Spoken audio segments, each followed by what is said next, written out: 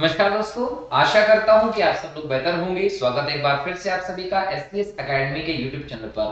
दोस्तों, मेरा नाम है पंकज शर्मा और डिस्कस करता हूं मैं इस करंट अफेयर की क्लास में आप लोगों के साथ बीते कुछ दिनों में हुए करंट अफेयर के इंपॉर्टेंट घटनाओं पर आधारित क्वेश्चंस और टॉपिक्स को लेकर जो एग्जाम की दृष्टि से महत्वपूर्ण होते हैं दोस्तों। और यहाँ से एग्जाम में क्वेश्चन भी आपको देखने को मिलेंगे। जो लोग नए हैं हमारे इस लेक्चर को देख रहे हैं और उन्होंने चैनल को सब्सक्राइब नहीं किया तो प्लीज सबसे पहले चैनल को सब्सक्राइब कर दीजिए और इस वीडियो को अपने दोस्तों के साथ शेयर भी जरूर करिएगा, ठीक है। तो चलिए देखते हैं कि पिछले दिनों करंट अफेयर के कौन कौन से टॉपिक इंपॉर्टेंट रहे, चर्चा में रहे, जहां से क्वेश्चन एग्जाम में आ सकते हैं। तो पहले तो हम लोग हर बार की तरह देखते हैं क्वेश्चंस कि कौन से क्वेश्चन एग्जाम में बन सकते हैं। पहला क्वेश्चन है, प्रधानमंत्री सूर्योदय योजना निम्न में से किससे संबंधित है? तो दोस्तों याद रखिएगा, रूफ टॉप सोलर पैनल से संबंधित है प्रधानमंत्री सूर्योदय योजना। एग्जाम में क्वेश्चन आएगा कि प्रधानमंत्री सूर्योदय योजना का संबंध किससे है, तो रूफ टॉप सोलर पैनल से संबंधित है। 22 जनवरी को अयोध्या में रामलला के प्राण प्रतिष्ठा प्रोग्राम से प्रधानमंत्री जी लौटे। तो लौटने के बाद मोदी जी ने जो पहला किसी योजना की घोषणा की थी वो यही थी, प्रधानमंत्री सूर्योदय योजना, जिसके तहत पहले चरण में 1 करोड़ घरों पर सोलर पैनल लगाने की योजना है दोस्तों, जिसके माध्यम से जो ग्रीन एनर्जी है, सौर ऊर्जा है, उसको लेकर क्षमता बढ़ाना है और लोगों की इलेक्ट्रिसिटी के बिजली के बिल को भी कम करना इसका उद्देश्य है, ठीक है। अगला क्वेश्चन देखते हैं कि सुभाष चंद्र बोस आपदा प्रबंधन पुरस्कार 2024 संस्थागत श्रेणी में किसे प्रदान किया गया है दोस्तों? तो 23 जनवरी को सुभाष चंद्र बोस जी का जन्मदिन था और इस जन्मदिन के अवसर पर सरकार के द्वारा आपदा प्रबंधन पुरस्कार जो इनकी स्मृति में शुरू किया गया था वो प्रदान किया गया और 60 पैराशूट फील्ड हॉस्पिटल यूपी को ये पुरस्कार दिया गया है। इस पूरे 60 पैराशूट फील्ड हॉस्पिटल के बारे में हम इसी लेक्चर में आगे डिटेल में बात करने वाले हैं, क्या है, कब बना था और इसको ये पुरस्कार क्यों दिया गया है। लेकिन क्वेश्चन एग्जाम में कैसा पूछा जाएगा, क्वेश्चन पूछा जाएगा कि सुभाष चंद्र बोस आपदा प्रबंधन पुरस्कार 2024 संस्थागत श्रेणी में किसे प्रदान किया गया? तो उत्तर याद रख लीजिएगा, 60 पैराशूट फील्ड हॉस्पिटल जो कि यूपी में है। अगला प्रश्न है, कॉपर की खोज और खनन परियोजनाओं के लिए भारतीय प्रतिनिधिमंडल किस देश की यात्रा पर जाएगा? जाम्बिया की यात्रा पर जाएगा, ये ध्यान रखिएगा। चिली का कॉपर प्रोडक्शन में इंपॉर्टेंट रोल है दोस्तों। अगर हम भारत में बात करें तो भारत में मध्य प्रदेश जो है वो इसके उत्पादन में आगे है। मलाजखंड जो है वो कॉपर नगरी है, तांबा नगरी के तौर पर आप इसको देखते हैं। भारत का तांबे के उत्पादन में एक अग्रणी स्थान भी है। लेकिन यहाँ जाम्बिया जा रहा है भारत का एक प्रतिनिधिमंडल जो कि कॉपर की खोज और खनन परियोजनाओं से संबंधित यात्रा पर होगा। अगला प्रश्न है, उत्तर प्रदेश सरकार किसे उत्तर प्रदेश गौरव सम्मान से सम्मानित करेगी? तो ध्यान रखिएगा, बी और इसका उत्तर है, मतलब डॉक्टर ऋतु करिधर श्रीवास्तव और नवीन तिवारी को इस पुरस्कार से सम्मानित करने वाली है उत्तर प्रदेश सरकार दोस्तों, ठीक है। अगला प्रश्न है, बैडमिंटन में हाल ही में इंडिया ओपन 2024 महिला एकल टाइटल किसने जीता है? तो इंडिया ओपन 2024 महिला एकल का खिताब ताई तु हिन ने जीता है दोस्तों, ध्यान रखिएगा। अगला क्वेश्चन है, केंद्रीय स्वास्थ्य मंत्री ने हाल ही में किस राज्य में खोडलधाम ट्रस्ट कैंसर हॉस्पिटल की आधारशिला रखी है? तो दोस्तों गुजरात में रखी है, याद रखिएगा। अगला प्रश्न है, भारत में प्रतिवर्ष पराक्रम दिवस कब मनाया जाता है? 23 जनवरी को सुभाष चंद्र बोस जी की जयंती के अवसर पर भारत में पराक्रम दिवस के तौर पर मनाया जाता है, ये भी आप लोगों को ध्यान रखना है। तो ये क्वेश्चन थे जो कुछ दिनों में चर्चित रहे, टॉपिक्स पर आधारित रहे। इन क्वेश्चन से आपको आइडिया मिलता है कि एग्जाम में किस प्रकार के प्रश्न आप लोगों से पूछे जा सकते हैं दोस्तों। यहाँ से भी प्रश्न एज इट इज आ सकते हैं, इन प्रश्नों को तैयार करके रखिएगा। क्लियर? अब हम देखते हैं टॉपिक्स जो कि चर्चा में रहे और डिटेल में हम लोगों को जानने की जरूरत होती है, एक समझ विकसित होती है जिससे हमारी। तो पहला टॉपिक रहा, बीसीसीआई ने शुभमन गिल को और रवि शास्त्री को सम्मानित किया है दोस्तों, याद रखिएगा। 2023 का जो साल रहा है क्रिकेटर शुभमन गिल के लिए एक बेहतरीन साल रहा है आईपीएल में प्रदर्शन की बात करने, जिसमें उन्होंने लगातार लगभग 4 शतक आईपीएल के सीजन में लगा दिए थे। बहुत सारे रन बनाए उन्होंने आईपीएल की सीजन में। उसके बाद जब टीम इंडिया ने खेलना शुरू किया तो पिछले साल 2023 में लगभग 5 शतक शुभमन गिल ने इंटरनेशनल क्रिकेट में लगा दिए। जिसके चलते बीसीसीआई ने शुभमन गिल को बोल सकते हैं कि क्रिकेटर ऑफ बोल सकते हैं ईयर का अवार्ड दिया है। एग्जाम में आएगा कि क्रिकेटर ऑफ द ईयर 2024 के अवार्ड से किस खिलाड़ी को नवाजा गया है बीसीसीआई के द्वारा, तो शुभमन गिल को ये अवार्ड दिया है, दोस्तों याद रखेंगे, ठीक है। इसके अलावा रवि शास्त्री को भी ये अवार्ड दिया गया है, लाइफ टाइम अचीवमेंट अवार्ड 2024 में। किसको? रवि शास्त्री को। भारतीय क्रिकेट टीम के पूर्व खिलाड़ी रहे हैं, महान खिलाड़ियों में इनका नाम आता है। और सबसे बड़ी बात ये रही है कि इन्होंने भारत के हेड कोच के तौर पर, टीम मैनेजर के तौर पर भी काम किया है। 2017 से 2021 तक T20 वर्ल्ड कप में मुख्य कोच की भूमिका भी इन्होंने निभाई थी भारतीय टीम के।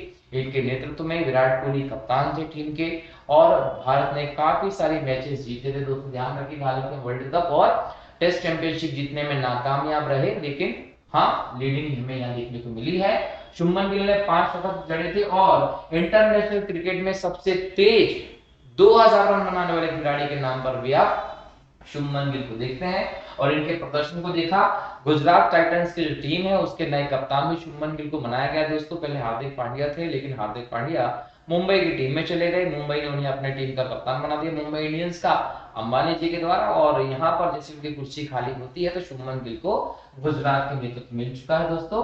तो ये हैदराबाद में अवार्ड सेरेमनी हुई थी किसकी? बीसीसीआई की। बीसीसीआई का फुल फॉर्म है board of control for cricket in India, ये याद रख लीजिएगा। बीसीसीआई जैसे नाम सामने आता है ना शॉर्ट फॉर्म, तो हम लोग इसका फुल फॉर्म करने में गलतियां कर देते हैं। तो बीसीसीआई का फुल फॉर्म याद रखिएगा कि board of control for cricket in India इसका फुल फॉर्म है।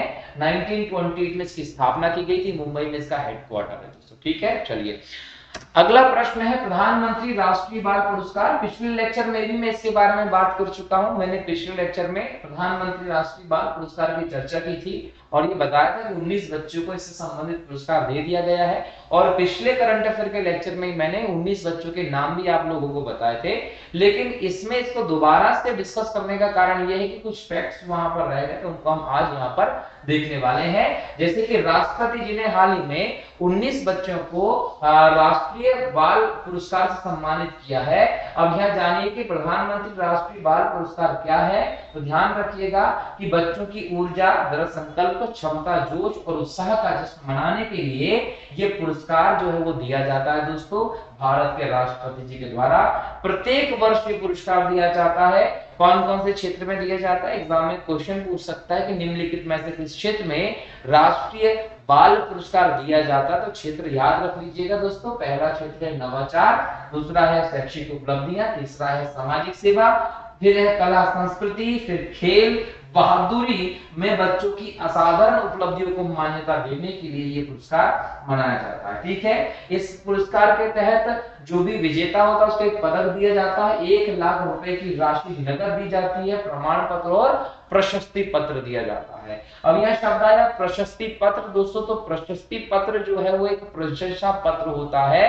जैसे कि हम इतिहास में देखते हैं समुद्रगुप्त की प्रयाग प्रशस्ति, तो प्रयाग प्रशस्ति प्रयाग में मिली हुई प्रशस्ति जिसका संबंध समुद्रगुप्त से रहा है, जिसमें समुद्रगुप्त के बारे में प्रशंसनीय बातें लिखी गई हैं दोस्तों।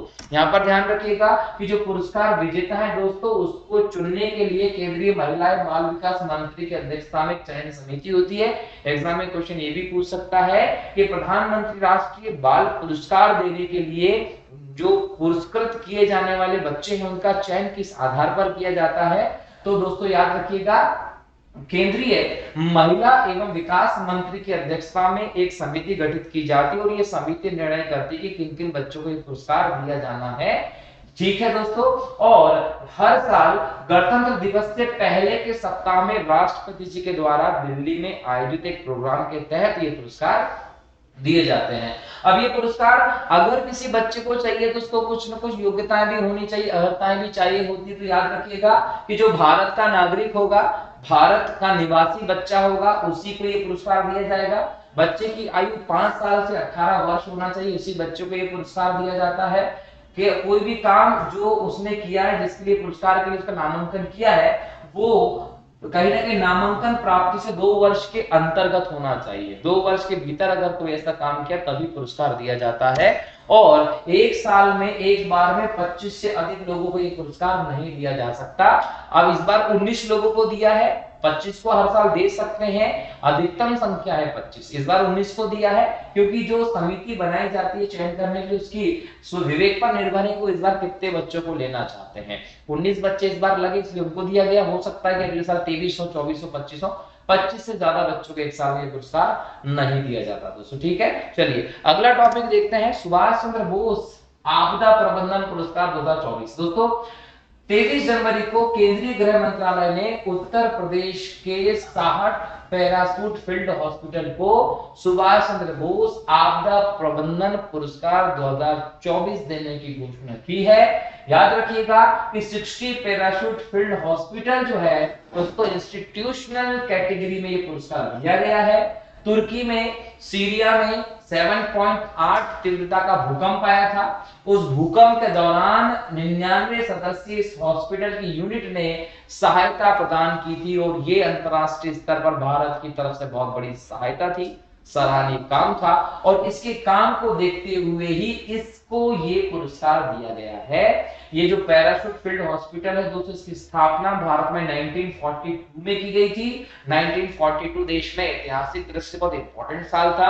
इसी साल भारत छोड़ो आंदोलन होता है, इसी साल क्रिस मिशन भी देखा जाता है दोस्तों, और इसी साल गांधी जी ने करो या मरो का नारा दिया था। भारत छोड़ो आंदोलन में जो भारत छोड़ो का नारा था वो यूसुफ मेहर अली जी के द्वारा दिया गया था, जिन्होंने साइमन गो बैक का नारा भी दिया था। तो ध्यान रखिएगा 1942 के वर्ष में ही 60 पैराशूट फील्ड हॉस्पिटल की स्थापना हुई थी। भारतीय सशस्त्र बलों की एक इकाई है, एकमात्र इकाई है दोस्तों जो हवाई चिकित्सा संस्थान के तौर पर काम करती है और इमरजेंसी के वक्त में मेडिकल सुविधाएं देती है। जैसे कि हम देखते हैं लास्ट ईयर तुर्की और सीरिया में बहुत भयानक भूकंप आया था और उस भूकंप के कारण वहां पर हजारों लोगों की मृत्यु हो गई थी। खाने पीने से लेकर स्वास्थ्य सुविधाओं की वहां पर संकट आ गया था। तब प्रधानमंत्री नरेंद्र मोदी जी ने हमारी विदेश नीति के तहत इंपॉर्टेंट कदम लिया और इन देशों को तुरंत ही हमारे देश से मदद भेजी गई। उस मदद में 60 पैराशूट फील्ड हॉस्पिटल्स के जो पूरी टीम थी, 99 सदस्यों की वो पूरी टीम वहां गई, वहां जाकर राहत कार्यों में साथ दिया था। इस उत्कृष्ट, इस सराहनीय काम के लिए ही इस संस्था को ये पुरस्कार इस बार दिया गया है। 51 लाख रुपए की राशि और एक प्रमाण पत्र इस पुरस्कार के तहत दिया जाता है। इसके अलावा अगर कोई व्यक्तिगत मामले में ये काम करता है तो 5 लाख रुपए की नगद राशि और एक प्रमाण पत्र दिया जाता है। ठीक है, सुभाष चंद्र बोस जी की बात करें दोस्तों तो उड़ीसा के कटक में 1897 में इनका बर्थ हुआ था। आजाद हिंद फौज के नेतृत्व इन्होंने किया और पहली बार सरकार बनाई थी 1943 में आजाद हिंद की सरकार। ध्यान रखिएगा तो सुभाष चंद्र बोस जी की डेथ 1945 में प्लेन दुर्घटना के तहत देखी गई, 45-46 में ताइवान के क्षेत्र में। ठीक है दोस्तों, चलिए अगला है 1 करोड़ घरों में सोलर पैनल लगेंगे। मैंने पहले ही बताया कि प्रधानमंत्री नरेंद्र मोदी जी ने रामलला प्राण प्रतिष्ठा कार्यक्रम से लौटने के बाद पहली योजना का उद्घाटन किया था, वो प्रधानमंत्री सूर्योदय योजना है दोस्तों। इसके बारे में पहले आपको बता चुका हूं, ये ध्यान रखिएगा, इसमें फैक्ट याद रख लीजिएगा कि भारत में 5000 लाख करोड़ किलोवाट आवर बिजली बन रही है। ठीक है, इसके अलावा जो ये तकनीक है सोलर पैनल वाली, ये सूर्य की किरणों से ऊर्जा सोखकर बिजली प्रोड्यूस करने वाली तकनीक है जिसमें फोटोवोल्टिक सेल्स का यूज होता है। एग्जाम में पूछ सकता है कि सोलर पैनल्स के माध्यम से बिजली बनाने में किस इंपॉर्टेंट सेंसर यूज किया जाता है, तो फोटोवोल्टिक सेल्स का नाम आप लोगों को ध्यान रखना है। ठीक है, जो सौर ऊर्जा को काय में तब्दील करता है, बिजली में तब्दील करता है दोस्तों। ठीक, अगला है भीष्म क्यूब। दोस्तों भीष्म क्यूब आरोग्य मैत्री, भीष्म क्यूब जो है, यहाँ भीष्म का फुल फॉर्म याद रख लीजिएगा, भारत हेल्थ इनिशिएटिव फॉर सहयोग हित एंड मैत्री, ये इसका पूरा फुल फॉर्म है। और अयोध्या में स्थित एक अत्याधुनिक स्वदेशी मोबाइल अस्पताल है दोस्तों, ये ध्यान रखिएगा। उद्घाटन के दौरान आपातकाल की स्थिति में जीवन रक्षक के तौर पर इसको यहाँ पर स्थापित किया गया था।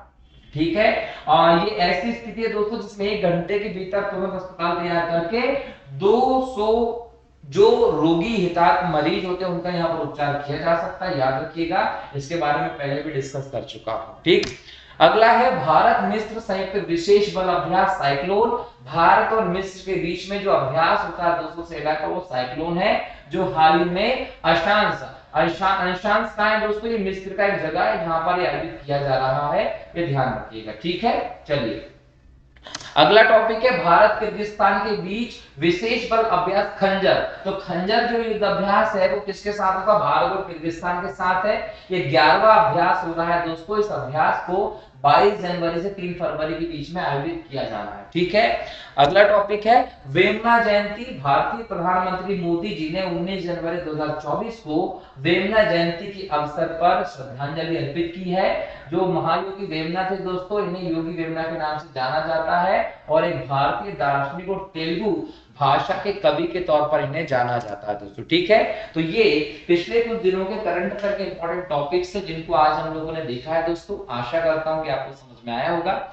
और दोस्तों लेक्चर्स को कंटिन्यू देखते रहिए क्योंकि करंट अफेयर आने वाली परीक्षाओं की दृष्टि से बहुत इंपॉर्टेंट होगा। जो भी एग्जाम में क्वेश्चंस आ रहे हैं दोस्तों, करंट अफेयर का उसमें बहुत इंपॉर्टेंट योगदान है। और आशा करता हूं कि आप रेगुलर इन वीडियोस को देखते रहेंगे, शेयर करते रहेंगे। आज के लेक्चर में इतना ही। अगले लेक्चर में फिर नए करंट अफेयर के टॉपिक्स, क्वेश्चंस को लेकर आपके सामने रहूंगा। तब तक के लिए बहुत बहुत शुक्रिया दोस्तों। जय हिंद, जय भारत और वंदे मातरम दोस्तों। और आप सभी को 26 जनवरी गणतंत्र दिवस की बहुत बहुत शुभकामनाएं। जय श्री राम।